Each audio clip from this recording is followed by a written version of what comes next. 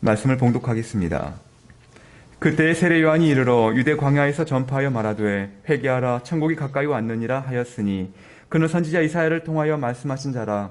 일러스되 광야에 외치는 자의 소리가 있어 이르되 너희는 주의 길을 준비하라 그가 오실 길을 곧게 하라 하였느니라. 이 요한은 낙타털 옷을 입고 허리에 가죽띠를 띠고 음식은 메뚜기와 석청이었더라. 이때 예루살렘과 온 유대와 요단강 사방에서 다 그에게 나아와 자기들의 죄를 자복하고 요단강에서 그에게 세례를 받더니 요한이 많은 바리새인들과 사두개인들이 세례 베푸는 대로 오는 것을 보고 이르되 독사의 자식들아 누가 너희를 가르쳐 임박한 진노를 피하라 하더냐. 그러므로 회개에 합당한 열매를 맺고 속으로 아브라함이 우리 조상이라고 생각하지 말라. 내가 너희에게 이르노니 하나님이 능히 이 돌들로도 아브라함의 자손이 되게 하시리라. 이미 도끼가 나무 뿌리에 놓였으니 좋은 열매를 맺지 아니하는 나무마다 찍혀 불에 던져지리라. 나는 너희로 회개하게 하기 위하여 물로 세례를 베풀거니와 내 뒤에 오시는 이는 나보다 능력이 많으시니 나는 그의 신을 들기도 감당하지 못하겠노라. 그는 성령과 불로 너희에게 세례를 베푸실 것이요 손에 키를 들고 자기의 타작마당을 정하게 하사 알곡은 모아 곡간에 들이고 죽정이는 꺼지지 않는 불에 태우시리라. 아멘.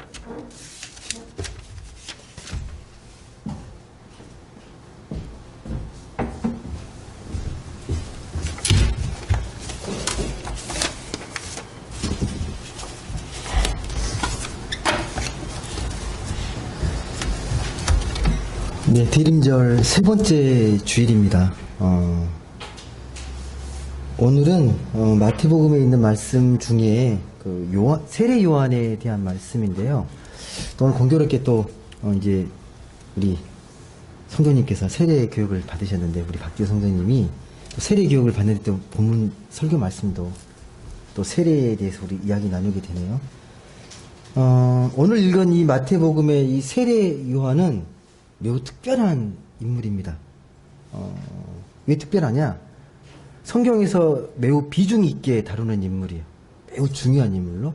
그리고 이 네 복음서, 마태, 마가, 누가, 요한복음 다 기록되어 있습니다. 이 세례 요한에 대해서요. 그리고 예수님과 깊은 관련이 있어요. 예수님과요. 그리고 당시에 이 세례 요한을 따르던 사람들이 정말 많았습니다.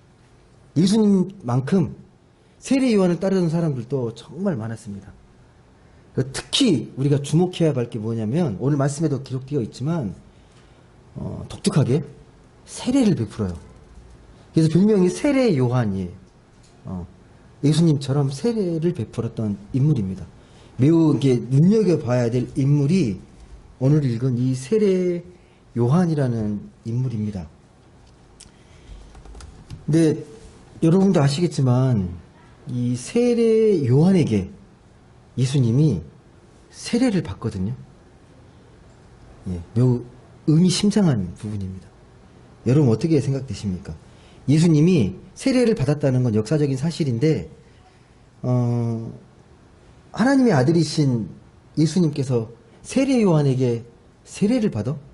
여러분 좀 이해되십니까? 예. 불편한 진실처럼 느껴지는 부분일 수 있어요. 예. 하나님의 아들이 왜 세례를 받아야 되는데? 무엇 때문에? 보통 우리가 생각할 때 그러잖아요. 세례를 베푸는 사람의 영적 권위가 훨씬 높기 때문에 세례를 베푸는 거잖아요. 그럼 우리가 자칫 예수님은 세례 요한보다 영적인 권위가 더 낮았던 거야? 라고 착각할 수 있잖아요. 그렇게 여길 수 있잖아요. 불편한 진실이라는 거. 예. 여러분은 별로 마음에 걸림이 없습니까? 당연히 받을 수 있지. 그렇게 여겨지십니까? 어떠신가요? 하지만 오늘 말씀을 보게 되면요. 예수님이 세례 요한에게 세례를 받지만 그것의 의미를 분명히 이야기를 합니다. 그 이야기도 세례 요한의 입을 통해서 어떤 의미가 있는지를 분명하게 얘기합니다. 그게 11절에 기록되어 있거든요. 11절에 예수님이 세례 받기 전인데 미리 암시하는 거죠. 11절 한번 읽어보겠습니다. 같이 읽겠습니다. 시작. 너희로 회개하기 위하여 물로 세례를 베풀거니와 내 뒤에 오시는 이는 나보다 능력이 많으시니 나는 그의 신을 들기도 감당하지 못하겠노라. 그는 성령과 불로 너희에게 세례를 베풀 것이요. 무슨 말씀인지 이해되십니까? 세례 요한이 베푸는 세례는 어떤 세례예요? 물 세례. 내 뒤에 오시는 분, 그분은 성령과 불 세례. 똑같은 세례를 주는데 차이가 있어요. 그리고 그분은 내가 그 신발끈을 묶기도 감당하지 못할 정도로 대단하신 분이시다. 감히 감당이 안 되는 분. 영적인 권위가 훨씬 뛰어나다. 나보다 훨씬 앞서는 분이시다라는 걸 미리 이야기해요.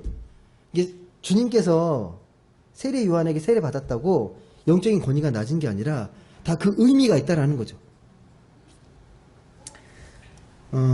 당시 이 세례 요한은요, 아까도 말씀드렸지만 많은 사람들이 따랐거든요. 영적인 카리스마가 있던 사람이에요. 복장도 예사롭지 않습니다. 광야에서 어떤 옷을 입고 있습니까? 낙타, 털옷, 허리에 가죽띠. 이거 상상해 보십시오, 여러분. 정상적인 모습은 아니거든요. 그리고 음식은요, 메뚜기와 석청, 거친 음식이에요. 거친 음식이고, 이 낙타 털옷도요, 그냥 되게 꺼끌꺼끌한, 정말 불편한 옷이고요. 부드러운 그런 옷이 아니에요. 그걸 견뎌내야 되는 옷인데, 그런 옷을 입고, 거친 음식을 먹으면서 광야에서 외칩니다.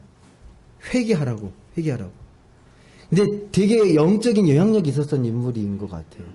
많은 사람들이 그 영적인 아우라에, 그 카리스마에 많은 사람들이 몰려와서 세례받기 위해서 나옵니다. 요단강에서 세례를 베푸는데 누가 나오냐면 독특하게 보시면 7절 보세요. 7절. 어떤 사람까지 나오냐면 많은 바리새인들과 사두개인들까지 나와요. 일반 백성들만 나오는 게 아니라 바리새인과 사두개인도 나와요. 이게 무슨 의미죠, 여러분? 바리새인과 사두개인 누구예요? 어떤 분들이에요? 종교 지도자예요. 그런 사람들까지 세례 요한에게 나와서 세례 받겠다는 거예요. 세례 요한의 그 영향력을 아시겠죠? 얼마나 인지도나 영적인 파워가 얼마나 셌던지. 그래서 5절에서 7절 말씀을 보게 되면요, 이렇게 기록이 됩니다.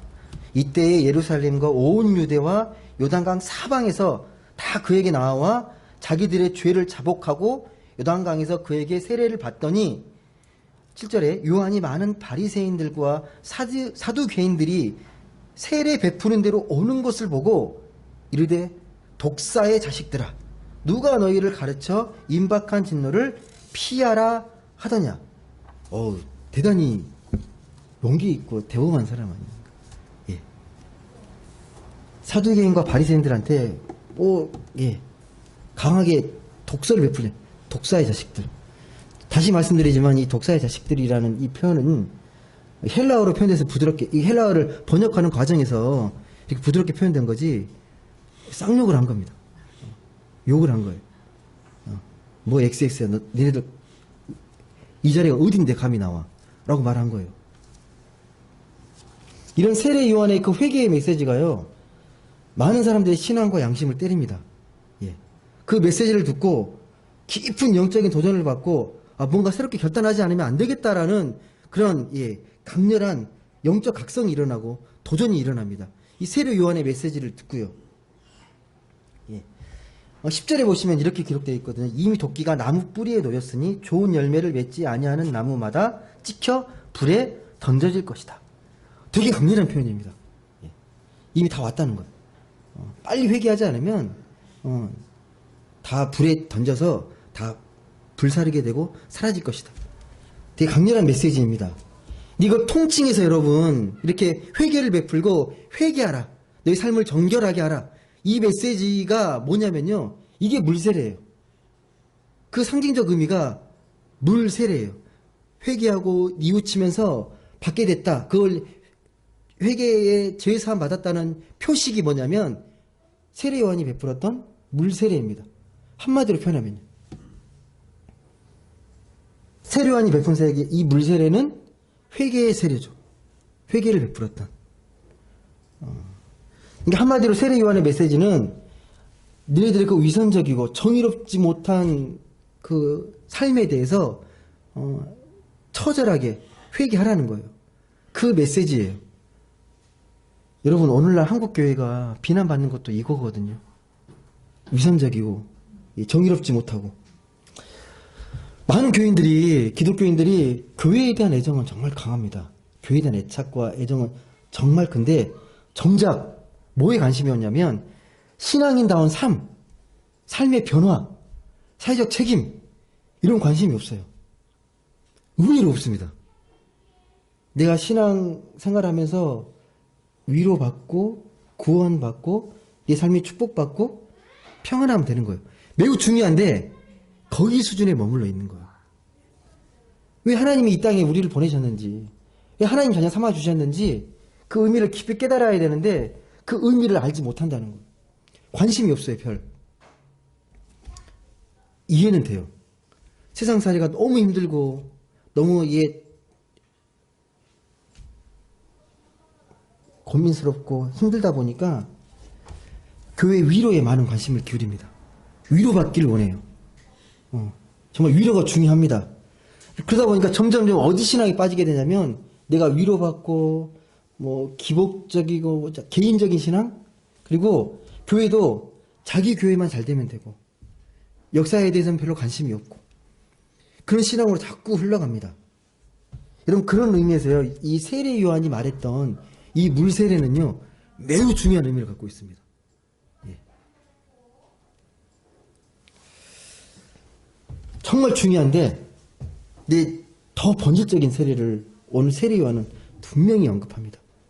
물세례 말고 또 있다는 거예요. 그거 말고 진짜 중요한 세례가 있다. 그게 무슨 세례라고요? 3장 11절에 성령과 불 세례입니다. 성령과 불. 여러분, 성령은 많이 들어보셨을 거고 불 세례는 여러분 어떻게 이해하십니까? 성령 다음에 불이 연결되어 있거든요. 성령과 불 세례 이렇게 되어 있거든요. 성령은 헬라어로 푸니마락에서 이 숨결이거든요. 숨, 호흡 이런 의미가 담겨 있고,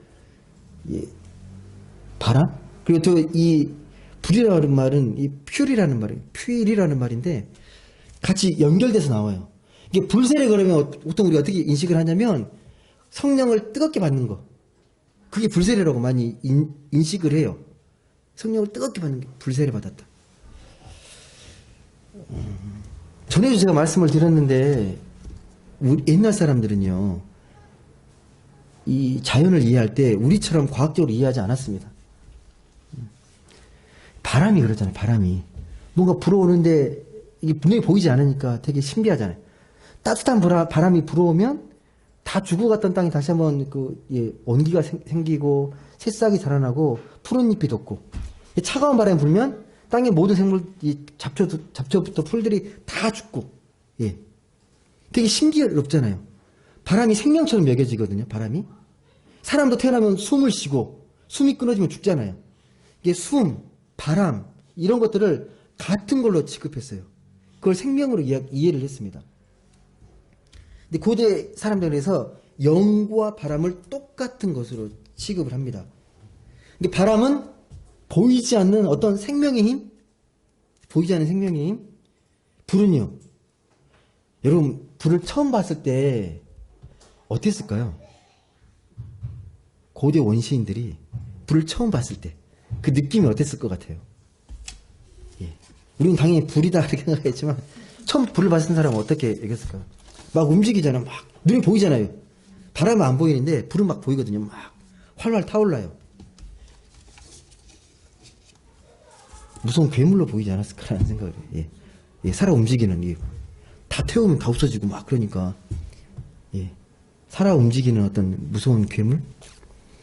가끔 TV에서나 꿈에서 보면 무서운 게 불로 많이 나타나지 않아요? 불로? 도깨비불 이런 식으로 불로 많이 상징이 됩니다. 천천히 이제 불을 관찰하면서 그걸 알게 되는 거죠. 아, 불이 뭘까? 이게 불이 생명의 원천일 거라는 생각을 하게 되는 거죠. 이게 틀린 말이 아닌 게 태양이 불덩어리잖아요. 불의 원천인데 그 불덩어리에서 생명의 기운이 샘솟잖아요. 우리가 드린 뭐 전기나 뭐 가스 뭐 심지어 해까지도 다 에너지인데 모두 불에서 기원하는 거잖아요. 불에서. 예. 그래서 여러 민족들이 고대에 근동에 있는 여러 다른 민족과 나라들이요. 태양을 신으로 섬기는 게 이상한 게 아니에요. 생명의 근원처럼 여겨졌기 때문에 태양신을 섬깁니다. 태양을. 신으로. 예. 구약에서도요. 하나님이 임재하는 걸 상징으로 뭐가 많이 나타납니까? 풀로 나타나잖아요. 모세가 어떻게 하나님 만납니까? 가시떨기에서 타지 않은 불꽃으로 만나잖아요. 이 불이 되게 어떤 생명의 상징으로 많이 나타납니다. 이 불이라는 게. 사도행전 2장 1절을 보면요. 이 성령과 불 세례에 대해서 이야기를 합니다. 한번 찾아보실래요? 사도행전 2장 1절. 한번 같이 찾아보겠습니다. 사도행전 2장 1절과 2절 3절까지 볼까요? 한번? 예. 사도행전 2장 1절에서 3절까지 한번 같이 읽어보겠습니다. 시작. 오순절 날이 이미 이름에 그들이 다 같이 한 곳에 모였더니 호련히 하늘로부터 급하고 강한 바람 같은 소리가 있어 그들이 앉은 온 집에 가득하며 마치 불의 혀처럼 갈라지는 것들이 그들에게 보여 각 사람 위에 하나씩 임하여 있더니 우리가 읽었던 마태복음의 성령과 불세례가 오순절 성령 강림 사건에서 이루어져요. 성령과 불세례의 모습이 그대로 이루어집니다. 오순절날 예수님께서 부활하고 승천하신 후에 약속하셨죠. 너희에게 뭘 주시겠다? 성령을 주겠다. 이 성령이 어떻게 임하냐면 이게 불의 혀처럼 임한 거예요. 예. 급한 바람 그리고 불. 예. 생명의 기운으로 임하는 거죠. 호련히 하늘로부터 급하고 강한 바람 같은 소리가 있어 그들이 앉은 온 집에 가득하고 마치 불의 혀처럼 갈라지는 것들이 그들에게 보여 각 사람 위에 하나씩 임하여 있더니 세례 요한이 말했던 그 성령과 불이 그 사건이 오순절 성령 강림 사건에 나타납니다. 마가 다락방에 모여있던 제자와 그 무리들이 간절히 성령을 구하면서 기도하고 있는데 오순절날 임한 거예요. 성령과 불로. 여러분, 그럼 질문 하나 드릴게요. 성령이 이렇게 성령과 불로 임한다는 게 무슨 말이에요? 어떻게 오는 게 성령과 불로 임한다는 거죠? 주님께서 약속하셨던 성령이 임하시는 사건이 성령과 불로 임했다고 했거든요. 이게 무슨 말입니까? 주님께서 약속하셨던 이 성령께서 이렇게 임하셨는데 이게 어떤 의미일까요? 예. 여러분이 만약에 그 마가 다락방에서 제자로 모여 있었다면 그 성령과 불의 그 체험을 어떻게 여겼을 것 같습니까? 어떤 걸로 경험했을 것 같습니까? 분명한 건 세례 요한이 말했던 물세례가 아니에요. 물세례 차원이 아닙니다. 회개의 차원이 아니에요. 예. 불세례입니다. 불세례 성령을 경험하고 나서 제자들에게 어떤 변화가 일어났죠? 그 전과 후가 확 달라지거든요. 불세례, 성령을 체험하고 나서 제자들의 모습이요, 완전히 180도 새롭게 바뀝니다. 어떻게 바뀌었습니까? 예수님이 십자가에 달려 돌아가시고 나서 제자들이 어떻게 합니까? 어떻게 돼요? 뿔뿔이 흩어지죠. 무서워서, 두려워서 곳곳에 숨습니다. 그러다가 이제 주님께서 부활하고 제자들 나타나셔가지고 승천하시면서 약속하십니다. 성령이 임할 때까지 너희는 간절히 기도해라. 모여서 기도하라. 그 장소가 마가다락방이었죠. 그 마가다락방에서 간절히 기도하고 드디어 그 성령이 불처럼 임했거든요. 그 임하면서 제자들에게 어떤 변화가 일어났습니까? 놀라운 변화가 일어났죠. 놀라운 변화가 어떤 내용이죠? 드디어 담대히 복음을 전하기 시작해요. 복음을 전합니다. 이제 죽음도 두렵지 않다. 곳곳에 퍼져서 복음을 전하기 시작합니다. 무슨 말씀이냐? 세례 요한이 베풀었던 이 물세례는 내 죄를 깨닫고 뉘우치면서 거듭남에 대한 상징으로서 새롭게 태어나겠습니다. 그 결단이 이 물세례라면 이 성령이 불로 임했다는 이 불세례는요, 진짜 생명을 체험한 거예요. 참 생명, 구원의 생명을 체험하고 나니까 완전 변화되고 바뀌어지는 거예요. 그럼 여러분 불세례를 받으셨습니까? 이런 참 생명을 체험하고 주님 믿고 나서 180도 바뀌셨습니까? 어떠신 것 같으세요? 이 성령을 체험하고 나서. 여러분 이미요, 착각하시면 안 되는 게, 이 자리에 앉아 있는 것, 주의 말씀을 듣고 하나님께 기도하고 주님의 이름을 부르는 것, 이미 주님을 영접했기에 가능한 거예요. 이게 쉬운 것 같죠? 주님을 부르고 기도하고 찬양하고. 믿지 않은 사람들은요, 그 이름이 안 떨어져요. 예수라는 이름을 함부로 부를 수가 없어요. 구원을 경험했기 때문에 여러분은 예수라는 이름을 부르고 찬양하고 기도하고 주 앞에 나올 수 있는 겁니다. 이걸 꼭 잊지 마시기 바랍니다. 여러분, 그래서 나 불세례 안 받은 거 아니야? 그런 의심하지 마세요. 그게 강렬하냐 강렬하지 않냐의 차이예요. 문제는 뭐냐면, 그런 주님을 생명으로 경험했는데 그 경험이 나에게 어떤 의미인지, 나의 삶에서 어떻게 나타나는지를 아셔야 되는데 거기에 관심이 없어요. 거기에. 분명히 하나님께 생명을 주셨고 생명을 체험했는데 제자들처럼 뭔가 변화된 삶이 열매로 나타나야 되는데 그게 무엇인지에 대한 깊은 고민, 그에 대한 깊은 삶의 묵상이 없다라는 거예요. 여러분, 생명은 뭐죠? 제가 또 물어보네요. 생명은 뭡니까? 죄송한데. 생명이라는 건 살아있는 걸 생명이라고 말하거든요. 어떻게 하면 살아있는 거예요? 뭐가 살아있는 거예요? 보통은 뭐라고 말합니까? 살아있는 걸? 이게 뭐 건강하게 이렇게 잘 먹고 잘 지내고 이렇게, 그게 살아있다고 생각하는 거잖아요. 근데 하나님 앞에서 우리가 하나님의 자녀로서 영적으로 살아있다, 생명이 있다라고 말을 할 때 그 생명은 뭘까요? 아까 제가 말씀드렸던 것, 내가 건강하고 뭐 잘 지내고 가진 게 많고 이러면 정말 내가 얘 영혼이 만족하는 거예요?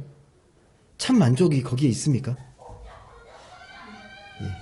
우리는 이 세상의 것으로 절대 만족하지 못하고 더 많은 것들을 계속 요구하게 됩니다. 경험해 보셨잖아요. 아무리 세상 것들을 많이 소유하고 가지더라도 더 많은 것들을 채우고 싶고 더 많은 것들을 가지고 싶은 게 우리의 욕망이잖아요. 욕구잖아요.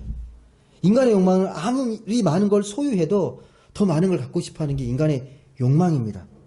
근데 대다수는 어떻게 생각하냐? 이 욕망을 채우는 걸 삶으로 생각하는 거죠.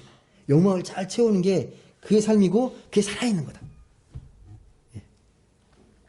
그러면 다시 질문을 드리는데, 예수님을 통해 우리가 생명을 경험했다, 성령의 그 불세례를 체험했다라는 건 세상이 말하는 생명과 어떤 차이가 있을까요? 어떤 차이가 있습니까?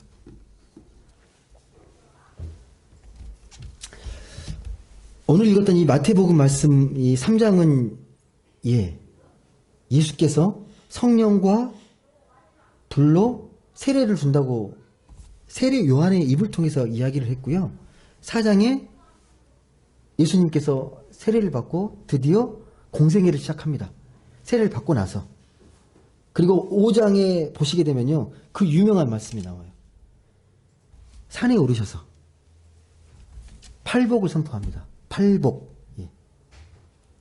마음이 가난한 자는 복이 있나니, 의에 줄이고 목마른 자는 복이 있나니, 온유한 자는 복이 있나니, 애통하는 자는 복이 있나니. 이 팔복을 선포하시는데 그 팔복의 내용들을 여러분 잘 보세요. 잠깐만 보시겠습니까? 마태복음 5장 보시게 되면, 마태복음 5장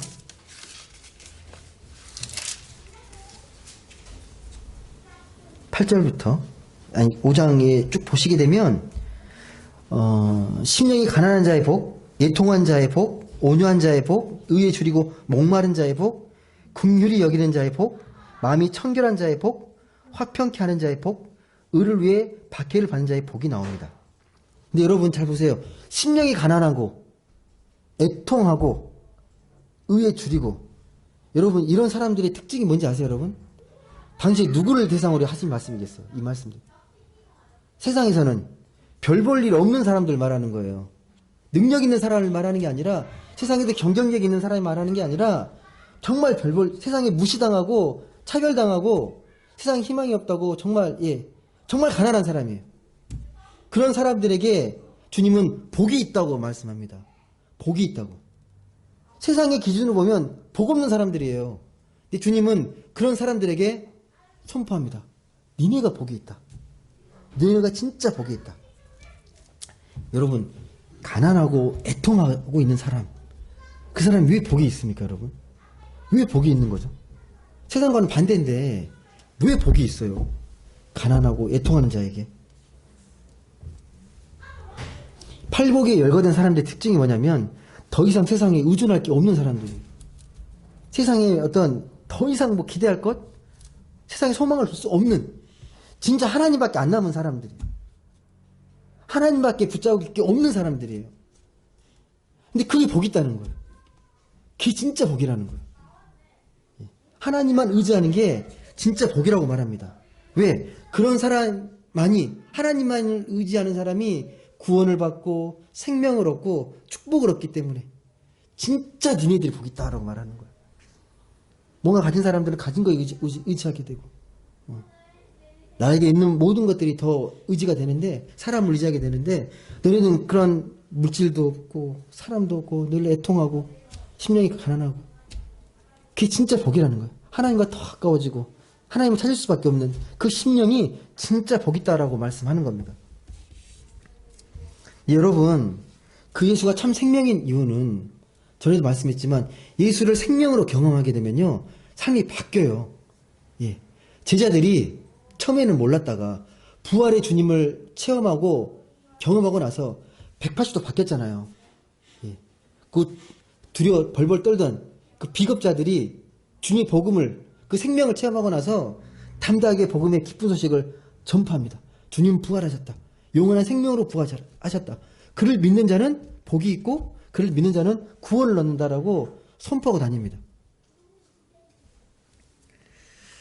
여러분, 이런 비슷한 경험을 혹시 해보신 적 있습니까? 진짜 생명을 경험을 해보신 적 있으십니까? 여러분, 비슷한 경험은 우리가 얼마든지 찾을 수 있어요. 부모들이 자식을 사랑하고, 부모들이 가끔 그런 말 하잖아요. 대신 아파주고 싶고, 내가 대신 내가 고난받고 싶고, 심지어 내가 자식을 위해서 대신 목숨까지 내놓고 싶다. 이게 부모의 사랑이잖아요. 정말 그렇거든요. 남녀간에도 그래요. 정말 뜨겁게 사랑하면 목숨까지도 줄 것 같아요. 줄 것 같다고 했어요, 제가. 여러분, 그만큼 사랑하게 되면.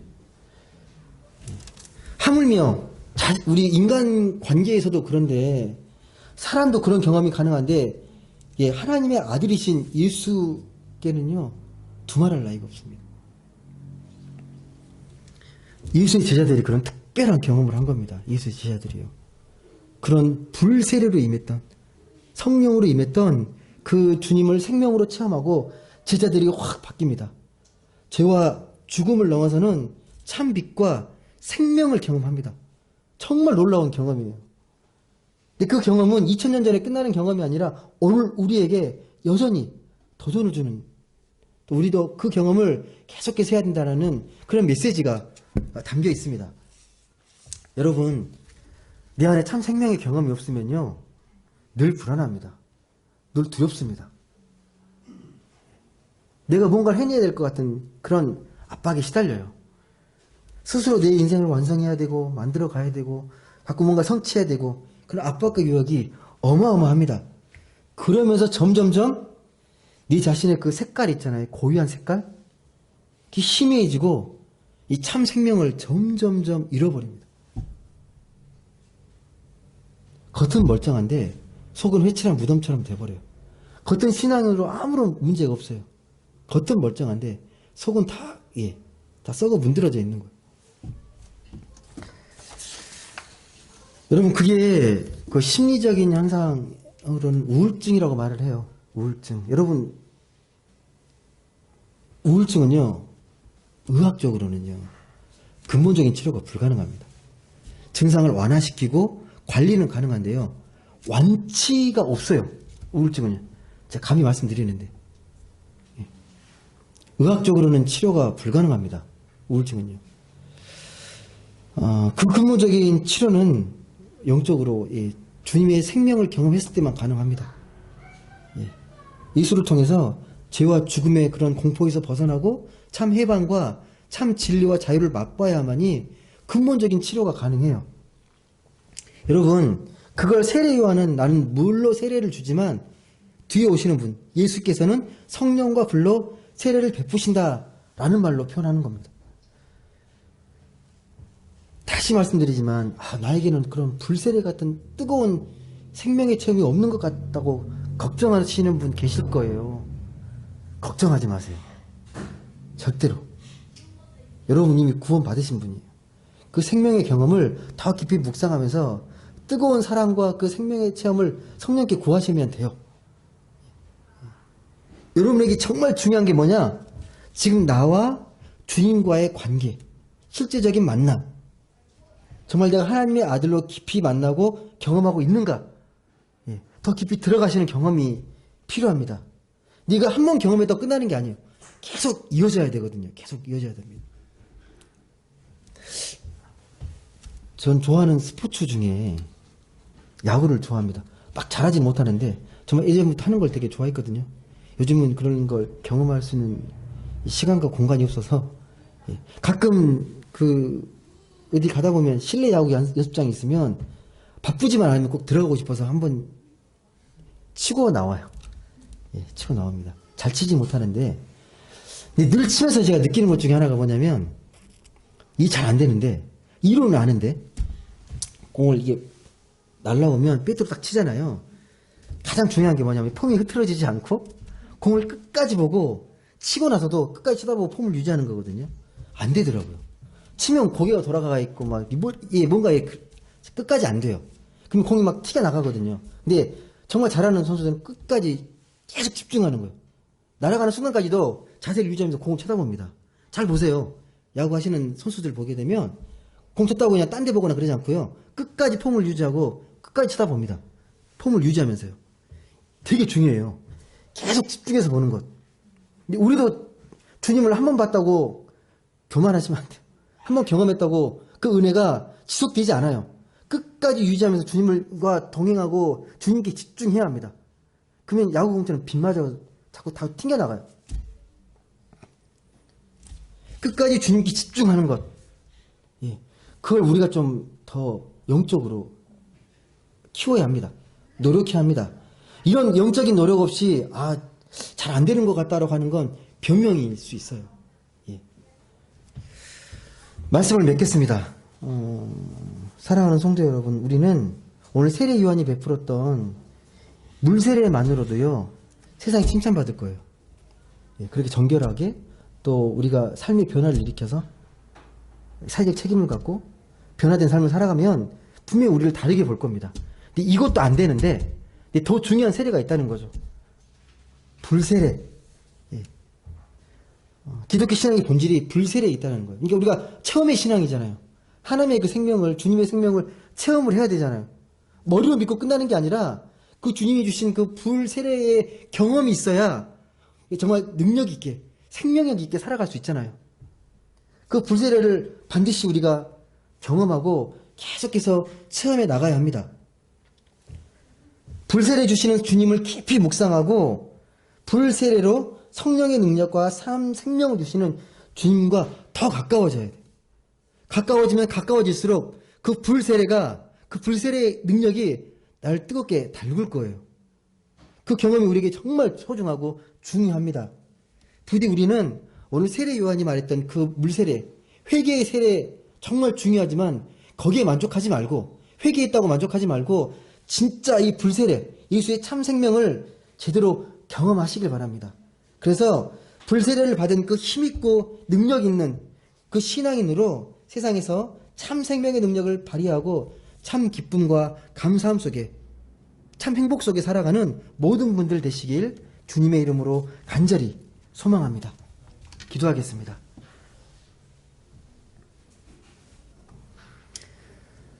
사랑의 하나님 감사합니다. 오늘도 귀하고 복된 주일을 맞아 하나님께 나와 예배합니다. 주님께 기도하고 찬양하고 함께 공동체로 모여 말씀을 나누는 게 얼마나 큰 축복인지 깨닫게 하여 주셔서 감사합니다. 하나님, 우리가 주님을 영접하고 우리에게 생명을 주셨는데 그 생명의 가치를 너무 소홀히 여기고 있진 않은지 다시 한번 말씀을 통해 돌아보게 됩니다.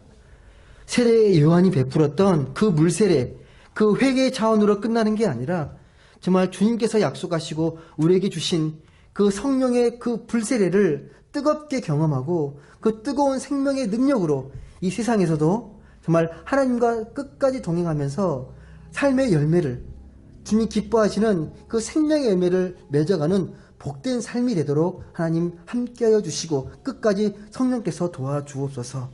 감사드리며 사랑이 많으신 예수님의 이름으로 기도드립니다.